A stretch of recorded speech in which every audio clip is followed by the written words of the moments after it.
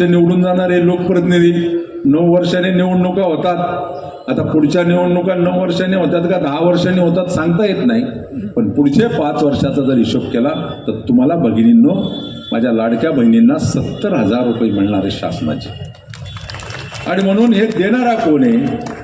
घेणारे तुम्ही, पण देणारा कोण आहे?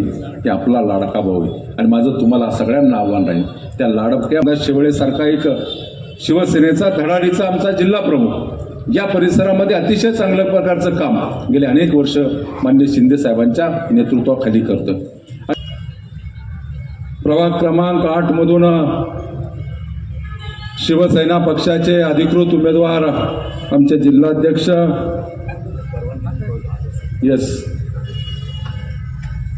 रामदास शेवाळे, दुसरे आमच्या भगिनी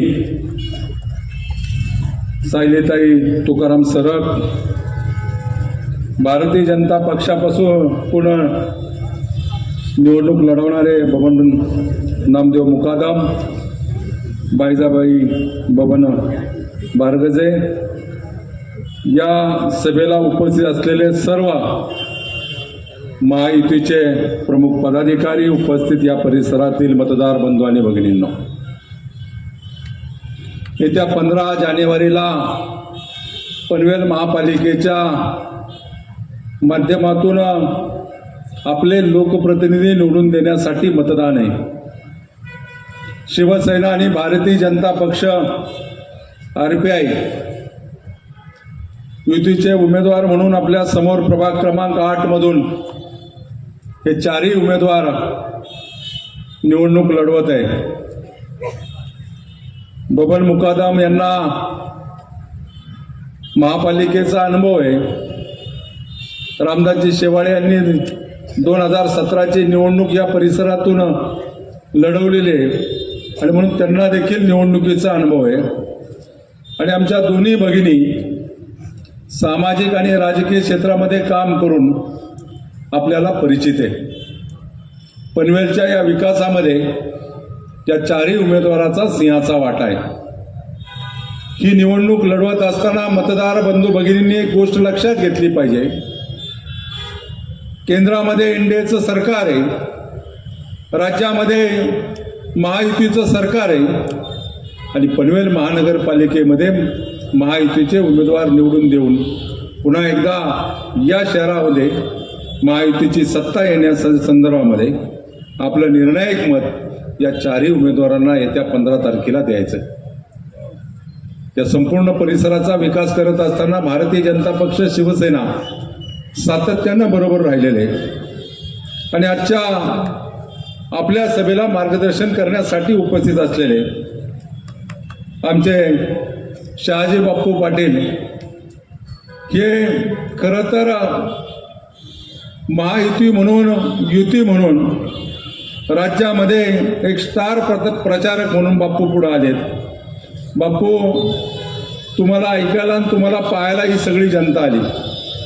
मराठवाडा, पश्चिम महाराष्ट्रातून आलेल्या सगळ्या माझ्या सहकारी मुंबईच्या जवळ, नवी मुंबईच्या जवळ असणाऱ्या या पनवेलमध्ये स्थित झाली, आपलं घर घेतलं, कष्टकरी म्हणून आपण सर्वजण कामं करता आणि या शहराच्या विकासाच्या दृष्टिकोनातून अतिशय भरीव काम आपलं देखील आहे।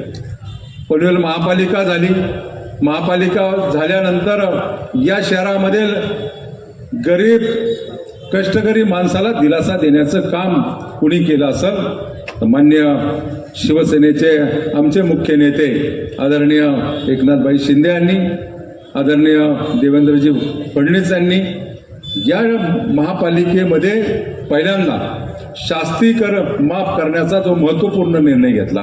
मी स्वतः प्रशांतजी ठाकूर याच्यामध्ये सातत्यानं सहभाग होतो आणि या शहरातील हजारो नागरिकांना दिलासा देण्याचं काम सरकारच्या माध्यमातून केलं। या भागामध्ये पाण्याची समस्या आहे, भविष्यामध्ये पाण्याची समस्या दूर करण्याच्या संदर्भामध्ये आम्ही सातत्यानं पाठपुरावा करतोय, ती समस्या देखील मार्गी लागेल। सिडकोच्या माध्यमातून कळमोलीला जी घरं बांधली गेली जुनी, त्याला देखील क्लस्टर डेव्हलपमेंटच्या माध्यमातून पुनर्निर्माणाचा एक मार्ग मोकळा करून देण्याच्या संदर्भामध्ये नगर विकास मंत्री मान्य एकनाथजी शिंदे साहेब यांनी देखील पावलं उचललेले आणि त्या संदर्भामध्ये मी स्वतः पुढाकार घेतला. आमदार प्रशांतजी ठाकूर यांनी पुढाकार घेतला आणि या भागामध्ये जी जुनी शिडकोणी बांधकामं केलेली आहे त्यांना पुनर्निर्माण करण्याच्या संदर्भामध्ये पुन्हा एकदा चालना देण्याचं काम या भागामधील नागरिकांना नक्कीच पुढच्या कालावधीमध्ये होईल. प्रश्न सुटतात, प्रश्न नक्कीच सोडवले जाईल आणि उद्याच्या होणाऱ्या निवडणुकीमध्ये पुन्हा एकदा सत्ता या महापालिकेवरती येणार आहे आणि म्हणून ज्यांची सत्ता येणार आहे, ज्यांना बहुमत मिळणार आहे त्याच्या पाठीमागं आपण उभं राहिलं पाहिजे. जे विरोधात बसणारे त्यांच्याबाबत मत वाया घालून उपयोग होणार नाही. करमोली सर्कलवरती जे ट्रॅफिक जामची समस्या होती, केंद्र सरकारच्या रस्ते वाहतूकच्या माध्यमातून आता तो सर्कल आपण 100% डेव्हलप करतोय. या भागातील वाहतुकीचा प्रश्न मार्गी लावण्यासाठी सातत्यानं आपण पुढाकार घेतो. आज नवीन एअरपोर्ट या ठिकाणी आले. JNPT पोर्ट सारख्या मार्गाला आपण 8 पदरी रस्ते केले. या भागातील दळणवळणाची व्यवस्था व्हावी म्हणून पनवेलचं जे रेल्वे स्टेशन आहे हे या संपूर्ण परिसरामधील मोठं आणि आधुनिक रेल्वे स्टेशन करण्याचं काम अमृत भारत योजनेच्या माध्यमातून आपण केलेलं आहे. पनवेलपासून आता कर्जतला रेल्वे मार्ग चालू होतोय काही दिवसामध्ये. उरणला मार्ग दिवा तो पनवेल उरणचा मार्ग झालेला आहे.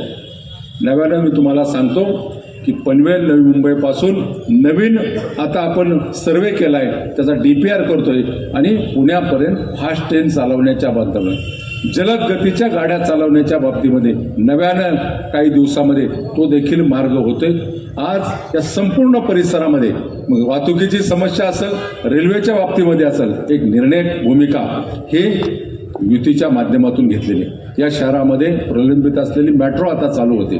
अजून मेट्रोचे मार्ग जोडण्याचं काम आपण करतोय आणि म्हणून काम करणारं सरकार कामाच्या बाबतीमध्ये या युतीच्या पाठीमागं आपण सातत्यानं उभं राहिलं पाहिजे. रामदास शेवळेसारखा एक शिवसेनेचा धडाडीचा आमचा जिल्हा प्रमुख या परिसरामध्ये अतिशय चांगल्या प्रकारचं काम गेले अनेक वर्ष माननीय शिंदे साहेबांच्या नेतृत्वाखाली करतोय.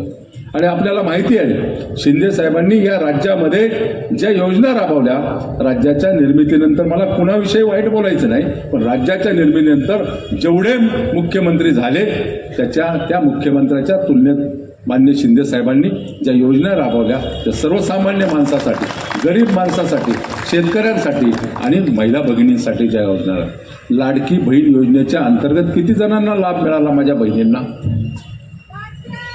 बघा. या लाडक्या बहिणींना माझं आव्हान राहील.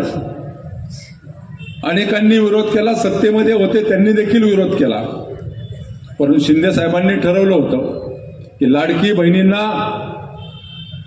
रोजगार उपलब्ध होण्यासाठी, लाडकी बहिणीला आर्थिक सहाय्य करण्यासाठी दरमहा 1500 रुपये देण्याचं त्यांनी घोषणा केली आणि ती केवळ घोषणा नाही, ती प्रत्यक्षात साकारण्याचं काम देखील केलेलं आहे. 1500 रुपये म्हणजे वर्षाला 18,000 रुपये झाले. आता ही 5 वर्ष निवडून जाणारे लोकप्रतिनिधी 9 वर्षांनी निवडणुका होतात. आता पुढच्या निवडणुका 9 वर्षांनी होतात का 10 वर्षांनी होतात सांगता येत नाही, पण पुढचे 5 वर्षाचा जर हिशोब केला तर तुम्हाला भगिनींनो, माझ्या लाडक्या बहिणींना 70,000 रुपये मिळणार आहे शासनाचे. आणि म्हणून हे देणारा कोण आहे, घेणारे तुम्ही, पण देणारा कोण आहे ते आपला लाडका भाऊ आहे. आणि माझं तुम्हाला सगळ्यांना आव्हान राहील, त्या लाडक्या भावाची इज्जत ठेवण्यासाठी भारतीय जनता पक्ष शिवसेनेच्या उमेदवाराच्या पाठीमागं राहून आपण येत्या 15 तारखेला धनुष्यबाण आणि कमळचं बटन दाबून या 4ही उमेदवाराला आपल्या परिसरातून प्रतिनिधित्व करण्याची संधी द्या. हा संपूर्ण परिसर वाढतोय. मी स्वतः प्रशांतजी ठाकूर या परिसराच्या विकासामध्ये हिरारीने भाग घेऊन तुमच्या समस्या सोडवण्यासाठी सातत्यानं प्रयत्न करेन. परंतु निवडणूक ही येत्या 4-5 दिवसावर राहील. बरोबर आज 8 दिवसांनी मतदान होणार आहे आणि 8 दिवसामध्ये होणाऱ्या या मतदानामध्ये आपला नातेवाईक असेल, मित्र असेल, जवळचा असेल, गाववाला असेल, 100% आपल्या परिसरातून मतदान होईल याची काळजी घ्या. आणि येणाऱ्या 15 तारखेला या 4ही उमेदवारांना आपल्या परिसरातून निवडून द्या एवढी विनंती करतो. या ठिकाणी थांबतो. जय हिंद, जय महाराष्ट्र.